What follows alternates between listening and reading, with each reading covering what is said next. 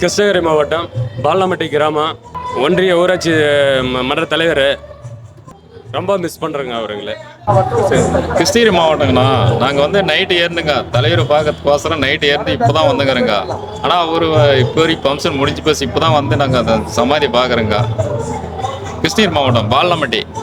இப்போ கேப்டன் நீங்கள் எந்த அளவுக்கு வந்து மிஸ் பண்ணுறீங்க? மிஸ் பண்ணுறீங்கனாக்கா இப்போ முடிஞ்சு போச்சு. மிஸ் பண்ணுறதுனால தான் நாங்களுக்கு வருத்தமாக இருக்குது. மிஸ் பண்ணுவோங்க. அது அவர் இன்னைக்கு இருந்தாலும் நாங்கள் எரிசி நாங்கள் கிருஷ்ணகிரி மாவட்டத்தில் கடவுள் மாதிரி நாங்கள் வந்தனே தான் இருக்கோங்க. மிஸ் பண்ணிட்டீங்க.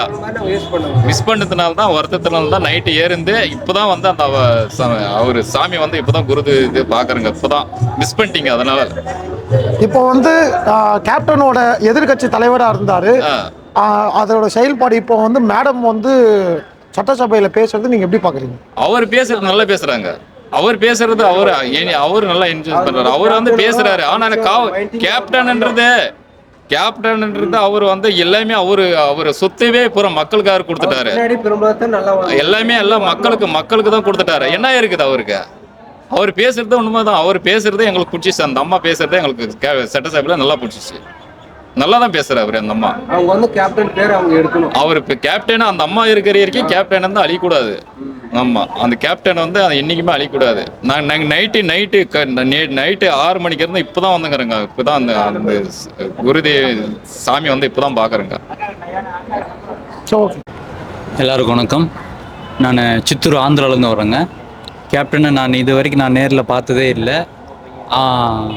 அண்ணியாரை அண்ணனை பிரபா அண்ணனை இன்னொரு அண்ணனை பார்த்துருக்கேன். கேப்டனை நான் இது வரைக்கும் நேரில் பார்த்ததே இல்லை. அவர் சாமி யாராவது நேரில் பார்த்துருக்கீங்களா? யாரும் பார்க்கல. அந்த மாதிரி அவர் சாமிக்கிட்ட போயிட்டார். ரொம்ப வருத்தமாக இருக்குது. நேற்று நான் நைட் ஷிஃப்ட்டு பார்த்துட்டு கம்பெனியில் லீவு கேட்டுட்டு நான் அமரான் கம்பெனியில் வேலை செய்கிறேன் ஆந்திராவில். அவரை நான் தொடர்ந்து அவர் இறந்ததுக்கு வரல, இறந்த அஞ்சலிக்கு வந்தேன். இப்போ ஒரு 4 வருஷமாக தொடர்ந்து பர்த்டே ஃபங்க்ஷனுக்கு அவர் இறந்த ஃபங்க்ஷனுக்கு கண்டிப்பாக நான் அட்டன் ஆகிட்டு இருக்கேன். இன்றைக்கி நான் காலையில் 10 மணிக்கு ஏறினேன். இப்போ தான் வந்தேங்க. எல்லாம் ஆயிடுச்சு. இப்போ நீங்கள் கேப்டனுக்காக ஆந்திராவிலேருந்து வரீங்க? கேப்டனுக்காக நான் ஆந்திராவிலேருந்து வரேன். எனக்கு சின்ன வயசுலேருந்தே அவர் படம்னா ரொம்ப பிடிக்கும். அவர் வந்து மக்கள் இன்னைக்கு எல்லாம் இருக்குது. எல்லாமே மக்களுக்குன்னு எழுதி வச்சு போயிட்டாரு. எல்லா மக்களுக்குன்னு எல்லாம் நல்லா கொடுத்துருக்காரு. ஏன்னா நான் வீட்டில் அவர் ஃபோட்டோ வச்சு கும்பிட்றத விட டைரெக்டாக வந்து பார்க்குறது ரொம்ப ஒரு மகிழ்ச்சியாக இருக்குங்க. விஜயோட ஆட்சி வந்து ஒரு மாற்றம்னு வந்தார். அது ஒரு ஏமாற்றம் தான். அண்ணாடிஎம்கேலேருந்து எல்லா எம்எல்ஏகளும் விலைக்கு வாங்கி ஒரு தூய் ஆட்சி நடத்தி சொல்லிட்டு ஒரு தீ ஆட்சி நடத்தி கொண்டிருக்கிறார். அதனால் இது மக்களுக்கு ஏமாற்றம் தான் அளிக்கிறது. அவருடைய ஆட்சி வந்து ஒரு ஏமாற்றத்தை தருகிறது. ஐயா வணக்கம் ஐயா. என் பேர் டேவிட்டு. இந்த தமிழில் தான் வேலை செய்கிறேன். தமிழில் தான் இருக்கேன். நான் அண்ணங்கிட்ட வேலை செஞ்சேன். நான் வந்து ஃபுல்லாக ஆக்டிவிட்டியில் ஒர்க் பண்ணுறேன். நான் என் பேர் வந்து டேவிட்டு. நான் வந்து விஷால்கிட்ட, நக்கம மேடங்கிட்ட, சரத்குமார்கிட்ட எல்லார்ட்டும் அஜித்துக்கிட்ட ஒர்க் பண்ணேன். எல்லார்ட்டும் ஒர்க் பண்ணையா. நான் டிரைவரு. நான் விளையாட்டு சொல்லையா, சீரியஸ் சொல்கிறேன். இப்போ கேப்டனை வந்து எப்படி நீங்கள் மிஸ் பண்ணுறீங்க? ஒரு மறைஞ்சு 2 ஆண்டுகள் ஆகி 3வது ஆண்டு தொடருது இல்லையா? நான் இங்கே நிற்கிறேன்னா காரணம் யாருன்னா எங்கள் அண்ணன். அவர் வந்து எப்படின்னா, என்ன டேவிட்டு வாழ்க்கை இப்போ தான் போட்டோம் அப்படின்னு நினைக்க கூடாது, நல்லா வாழ்க்கை கரெக்டாக வந்துடும் அப்படின்னு சொல்லுவார். அப்படி சொன்னார். ஆனால் சொன்ன வரைக்கும் அவர் வந்து எப்படின்னா, அவங்க ஃபேமிலிக்கு நான் வண்டி ஓட்டிக்கிறேன். அண்ணனுக்கு வண்டி ஓட்டிக்கிறேன். அவங்க ஃபேமிலிக்கு, அவங்க தம்பிக்கு, பெரிய தம்பிக்கெலாம் வண்டி ஓட்டிக்கிறேன். நான் தான் வீட்டில் போய் பார்ப்பேன், வருவேன், போவேன். எனக்கு சோறுன்னா கேட்க மாட்டேன். வாடா சாப்பிட்றான்னுவார். சாப்பிட்டு போடுவார். இன்றைக்கி நாங்கள் நடமாறுனா இங்கே வாழ்கிறேன்னா நம்ம அண்ணன் கேப்டன் தான். கேப்டன்னா அவள் தான். ஏன் தெரியுமா? நான் இன்றைக்கி போனால் கூட அவங்க வீட்டில் எனக்கு சோறு இருக்குது, போடுவார். வாடா டேவிட்னு கூப்பிடுவார். அந்த அளவுக்கு எனக்கு மரியாதை அந்த ஊரில் இருக்குது. அந்தளவுக்கு மறையுது. ஏன்னா இன்றைக்கி நினச்சா கூட 2 பசங்க வந்தால் கூட வாங்க அண்ணான்னு சொல்லுவாங்க. எதுக்கு சொல்லுவாங்க தெரியுமா? அவரு கூட ஒர்க் பண்ண நான் டிரைவர். அஜித், விஜய் கூட, சரத்குமார்லாம் ஒர்க் பண்ணிட்டேன். நக்மா கூட ஒர்க் பண்ணிட்டேன். எல்லாருக்கிட்டையும் ஒர்க் பண்ணிட்டேன். விஷால் கூட ஒர்க் பண்ணிட்டேன். இன்றைக்கி நான் போய் தேட்டரில் போய் சும்மா படம் வைப்பேன். அந்த வாழ்க்கை எனக்கு தேவையில்லை. ஏன்னா எனக்கு தேவை அண்ணன் விடும்போது. அண்ணன் இன்னைக்கு ஓட்டத்தை விட்டான்னா ஓகே. நான் சும்மா பேச நினைக்காதீங்கன்னா இது என் உசுருக்கு மேலே உசுறு. அது என் பேர் சுகந்தி, நான் நடிகர் சங்க மெம்பரு. எனக்கு நடிகர் சங்கத்தில் லாஸ்ட்டாக 2005 என் கேப்டன் தான் கார்டு கொடுத்தாரு. என் பையனுக்கு நிதிஷ்குமார்னு பேர் வச்சதும் எங்கள் கேப்டன் தான். என் பையனுக்கு வாழ்த்தி அருந்துட்டு முத என் பையன் 500 ரூபா நோட்டை தொட்டதும் என்னோட கேப்டன் தான். அந்த விசுவாசம் தான். நான் யாருக்கு வேணாலும் இந்த தமிழக மக்களுக்கு சப்போர்ட் பண்ணுவேன். ஆனால் என் கேப்டனை விட்டு என் உயிர் போகவே போகாது. கேப்டன் உயிர் இது பண்ணப்போ கூட நான் 10 தூக்க மாத்திரையை போட்டு வீட்டில் போய் படுத்துட்டேன். அந்த மாதிரி விசுவாசி நான். இன்னைக்கும் நான் வாழ்றேன்னா அவர் உயிரோட இருக்காருன்னு நினைச்சு தான் நான் வாழ்ந்துகிட்டு இருக்கேன்.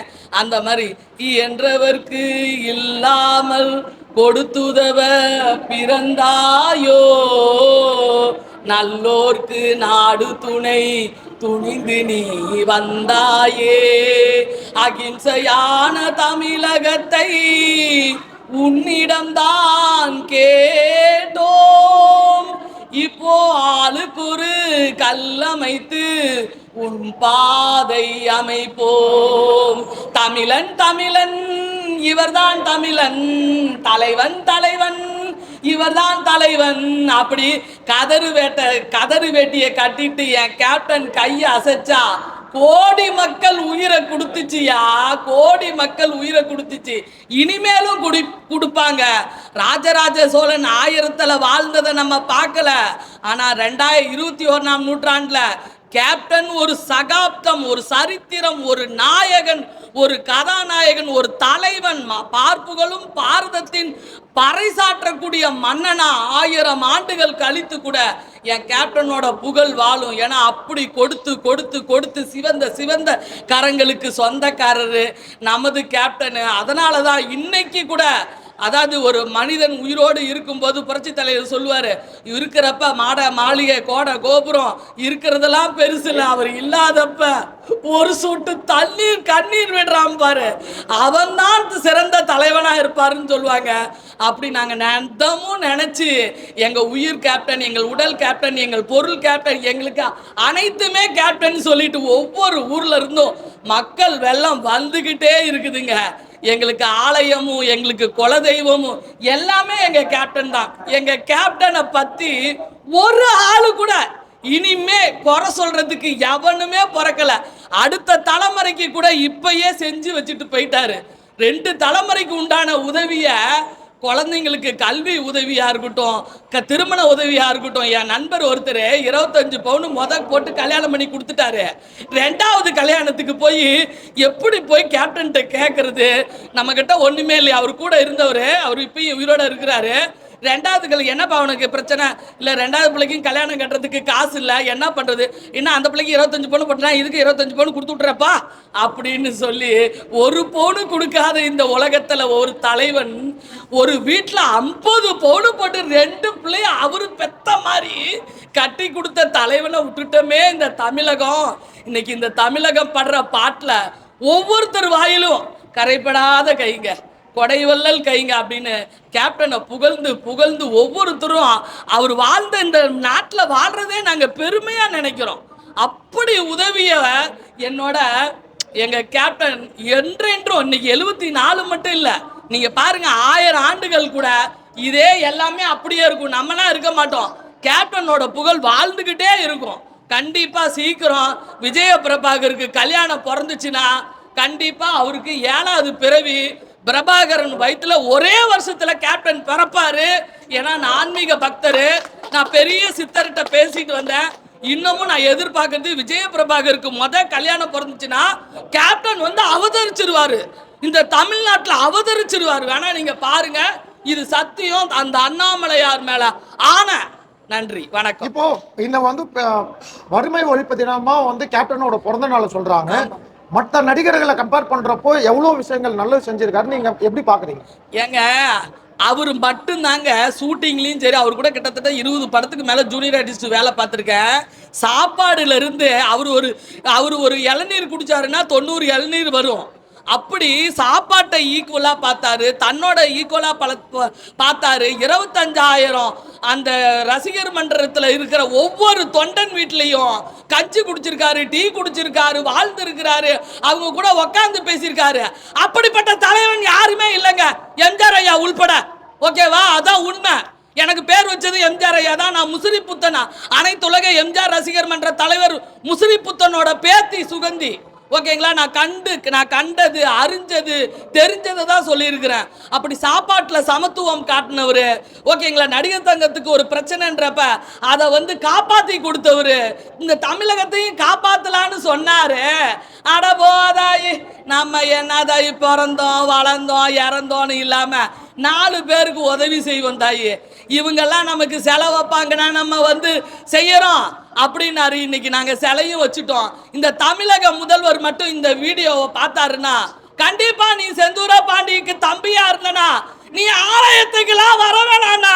இந்த ஆலயத்தை கொண்டு போய் மதுரை மண்ணுல ஒரு மணிமண்டபம் கட்டி வைங்க உங்க ஆட்சியில. அதுவே உங்களை வாழ்த்தும். கேப்டனோட ஆசீர்வாதம் உங்களை வாழ்த்தும். அதைத்தான் நான் சொல்றேன். கண்டிப்பா கேப்டனுக்கு இந்த தமிழக நாடு, இந்த தமிழகம் சார்பாக ஸ்டாலின் ஐயா வந்து இந்த ஆட்சிக்கு பேர் வைக்கிறேன்னு சொன்னாரு 2023. அவர் வைக்கல. அந்த ஆட்சிக்கு வந்து கேப்டன் விஜயகாந்த்னு அவரோட பேரை வச்சுட்டு அங்க மணிமண்டபம் நீங்க மதுரையில கட்டினீங்கன்னா கண்டிப்பா இந்த தமிழக மக்கள் நீங்க எவ்வளவு தப்பு பண்ணாலும் நாங்க அதை மறந்துடுவோம். அதை மட்டும் எங்க கேப்டன் சார்பா சுகந்தி அவரோட உயிர் இப்ப விஷத்தை கொடுங்க, குடிச்சு காட்டுறேன் அப்படி நான் சொல்றேன். அவருக்கு நீங்க கட்டி கொடுக்கணும். இந்த 74வது பிறந்த நாள்ல உங்க சுகந்தி அக்கா உங்களையும் நான் ஆதரிச்சிருக்கிறேன்.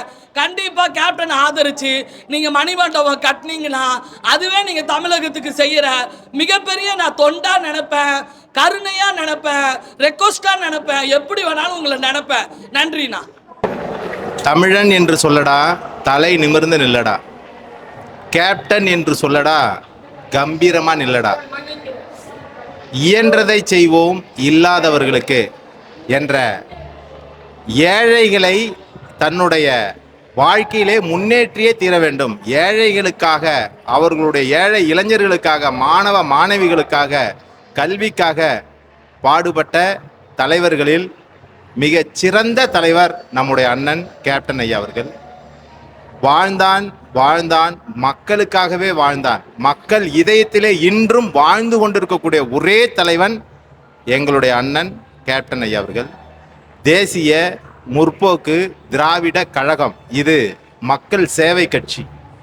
இந்த அற்புதமான கட்சியை உருவாக்கி இந்த மக்களுக்கு சேவை செய்ய வேண்டும் என்ற ஒரே நோக்கத்திற்காக பிரதிபலனை எதிர்பார்க்காமல் தான் சம்பாதித்த சொத்துக்களில் 90% மக்களுக்காகவே வாரி வழங்கிய கொடை வள்ளல் நம்முடைய கேப்டன் அவர்கள். எத்தனையோ பேர் இந்த உலகத்தில் பிறக்கலாம், வளரலாம், அவரவர்கள் லட்சியத்தை அடைந்து இந்த மண்ணை விட்டு, இந்த பூலோகத்தை விட்டு மறைந்து செல்லலாம். ஆனால் பிறந்தோம் வளர்ந்தோம் சென்றோம் என்று இல்லாமல், பிறந்தோம் வளர்ந்தோம் பிறரையும் வாழ வைத்தோம், இயன்றதை செய்தேன் இல்லாதவர்களுக்கு என்று லட்சியத்தை கையிலே எடுத்து பசித்தவர்களுக்கெல்லாம் ஒரு தாயாக இருந்து அவர்களுக்கு பசியாற்றிய ஒரு தெய்வம் நம்முடைய கேப்டன் ஐயா அவர்கள். இந்த கேப்டன் ஆலயத்திலே ஒரு ஜீவ சமாதியாக, நான் எத்தனையோ ஜீவ சமாதிக்கு நான் சென்றிருக்கிறேன், ஜீவ சமாதியாக ரிசர்ச் செய்திருக்கிறேன், பல சித்தர்களோடு மகான்களோடு சூக்குமமாக தொடர்பு கொண்டிருக்கிறேன். இப்படி இருக்கிற பொழுது நான் ஐயா அவர்களுடைய மறைவு என்னால் தாங்க முடியவில்லை. ஒரு நாள் நான் ஐயா அவர்களுடைய மறைவுக்கு முதல் நாள் திருப்பூரில் நான் இருந்தேன். அப்போ நல்லா தூங்கிட்டு இருக்கும்போது, ஆழ்ந்த உறக்கம் தூங்கிட்டு இருக்கும்போது, காசி விஸ்வநாதரே என்னுடைய கனவில் வந்து சங்க எடுத்துகிட்டு போய் ஊதுன்னு ஒரு உள்ளுணர்வா யாரும் முன்னாடி நின்று சொல்கிற மாதிரி இருக்குது. திடுக்கென்று தூக்கி வாரி போட்டு ஏந்திரிச்சு பார்க்குறேன், யாருமே இல்லை. அப்புறம் உடனே யாருக்கிட்டையும் நான் சொல்லலை. அங்கே கோயிலில் ஒரு சங்கு இருந்தது, அந்த சங்கை எடுத்துகிட்டு வந்து அந்த ஆலயத்தில் ஊதுனேன். அதுக்கப்புறம் அவருடைய இறுதி ஊர்வலத்தின் போது லட்சக்கணக்கான மக்கள், சென்னையிலே ஒரு கிரிவலம், அது கேப்டன் ஐயா அவருடைய இறுதி ஊர்வலம் மட்டும்தான், சென்னை முழுவதும் ஒரு கிரிவலம் போல இருந்தது. அந்த அளவுக்கு மக்கள் இதயத்திலே இடம் பிடித்த ஒரே தலைவன் நம்முடைய கேப்டன் ஐயா அவர்கள். எல்லாரும் மண்ணுலகத்தில் பிறக்கிறாங்க, வளர்றாங்க, செல்றாங்க. ஆனால் சித்தர்களைப் போல, மகான்களைப் போல, ஒரு ஜீவ சமாதியை வழங்குவதை போல சின்ன குழந்தைங்க அங்கே இருந்து பிறந்த குழந்தைய கூட அதை முதல் பிறந்த நாளைக்கெல்லாம் கொண்டு வந்து அதில் அந்த ஐயா அவர்களோட ஜீவ சமாதி மேலே வச்சு ஆசீர்வாதம் வாங்கிட்டு போகிறாங்கன்னு சொன்னால் அது எந்த அளவுக்கு ஒரு புண்ணிய கர்மாவை சேர்த்துருக்குறாங்க. அந்த அளவுக்கு ஒரு வாழ்ந்த ஒரு புனிதன் தான் நம்மளுடைய கேப்டன் ஐயா அவர்கள். அந்த கேப்டன் ஐயா அவர்களுக்கு இறுதி ஊர்வலத்தில் கலந்து கொண்டு ஒரு 8 கிலோமீட்டர் தூரம் நடந்து வருகிற பொழுது மேலே 3 கருடம் வட்டமிட்டது. ஐயா அவர்களுடைய திருவுருவத்திற்கு மேலே 3 கருடம் வட்டமிட்டது.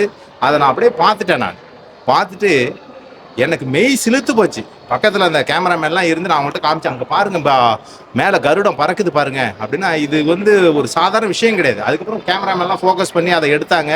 இது கருடம் பறக்குதுங்க ஒரு சாதாரண விஷயம் கிடையாது. கும்பாபிஷேகம் நடக்கும் பொழுது ஒரு ஆலயத்திற்கு மேலே, அந்த கலசத்துக்கு மேலே கருடம் பறக்கிறது இயற்கை. மழையும் பெஞ்சுதான், லேசாக தூரல் வேற போட்டுது. இதெல்லாம் எப்படி நடக்குது? கலியுலக கர்ணன் கேப்டன் ஐயா அவர்களை பார்த்து அந்த இறைவனே ஒன்றும் செய்ய முடியலங்க. இறைவனே ஒரு மெய் சிலிர்த்து போய் அவர் அந்த அற்புதத்தை கொடுக்குறாரு. கருடர் வட்டமிறதான் சாதாரண விஷயம் கிடையாது. இன்னைக்கு ஒரு ஆலயத்துக்கு தேசிய முற்போக்கு திராவிட கழகம் என்பது தேசிய முற்போக்கு திராவிட கோயிலாக விளங்கி கொண்டிருக்கிறது என்று சொன்னால் அது ஐயா அவர்கள், நம்முடைய கேப்டன் அவர்கள் போட்ட விதை இன்று விருட்சமாக, ஆலமரமாக நம்ம புரட்சி அந்நியார் அவர்கள் மூலமாக சிறப்பாக சட்டமன்றத்தில் ஒலித்து கொண்டிருக்கிறார்கள்.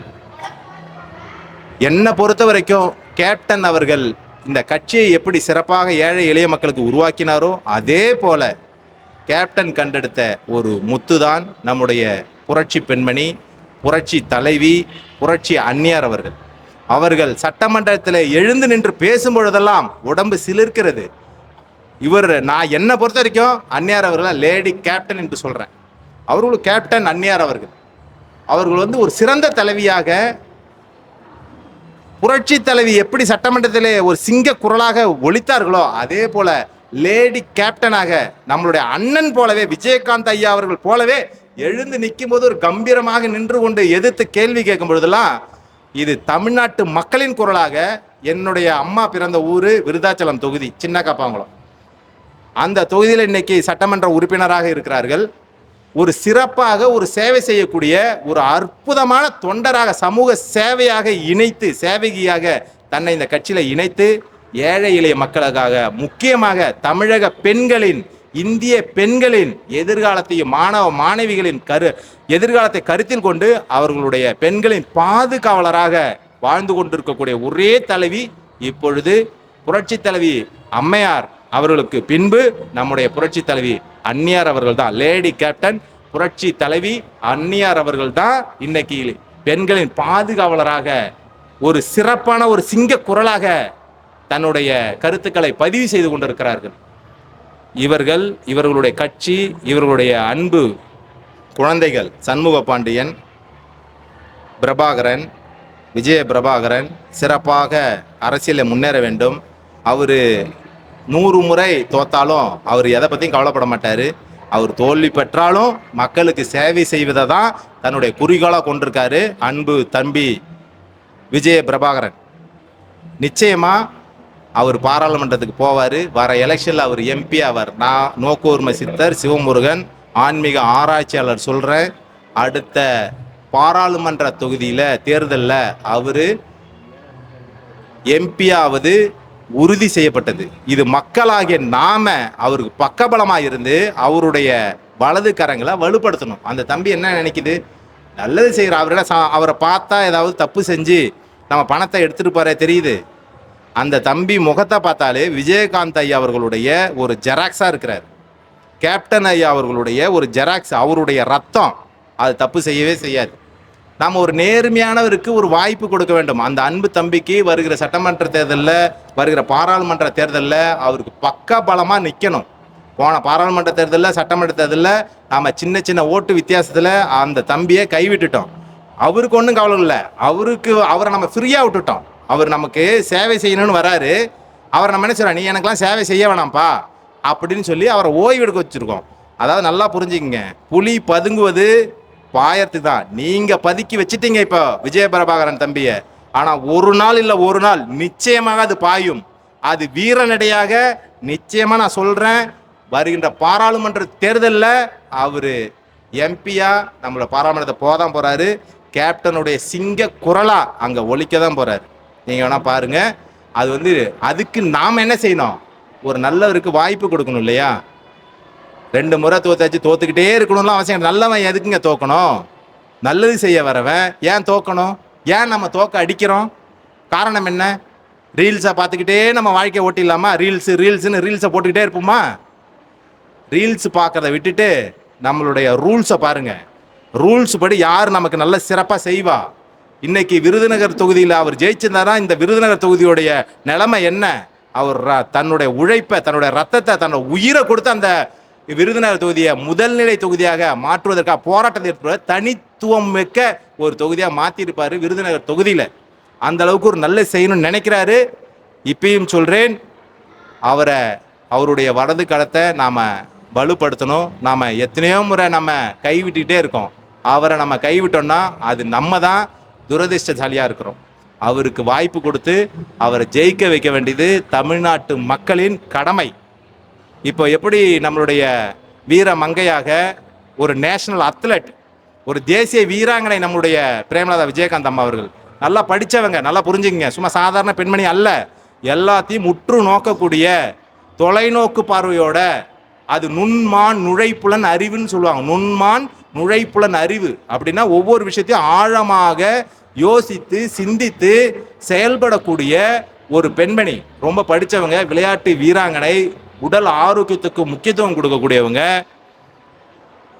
ரொம்ப சிறப்பாக இந்த மக்களுக்கு சேவை செய்வதற்காக வந்திருக்காங்க. சட்டமன்றத்தில் எத்தனை பேர் இருந்தாலும் இன்னைக்கு ஒரு மங்கையாக, வீர பெண்மணியாக, புரட்சி தலைவியாக, கேப்டன் குரலாக, கேப்டன் ஆத்மாவாக ஒலித்து கொண்டிருக்கிறார்கள் என்று சொன்னால் அது விருதாச்சலம் மக்கள் தொகுதி மக்கள் செய்த, என்னுடைய அம்மா பிறந்த ஊர் விருதாச்சலம் தொகுதி, அந்த மக்கள் செய்த பெரிய புண்ணியம்.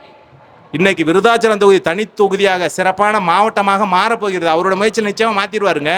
அவன் அந்நியாரை பற்றி எத்தனை பேருக்கு தெரியும்னு தெரில. அவரோட முகம், அவரோட உயரம், அவரோட பேச்சு எல்லாம் காந்த குரலாக இருக்குது. கேப்டனுடைய ஆத்மா அந்நியார்கள் உடம்புலேருந்து பேசுகிற மாதிரி இருக்குது.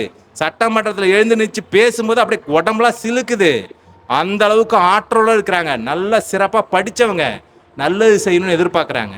நல்லது செய்கிறவங்கள கை கொடுத்து தூக்கி விட வேண்டியது அவர்களுக்கு வலது கரமாக, அவருக்கு பக்கபலமாக இருக்க வேண்டியது நம்முடைய கடமை.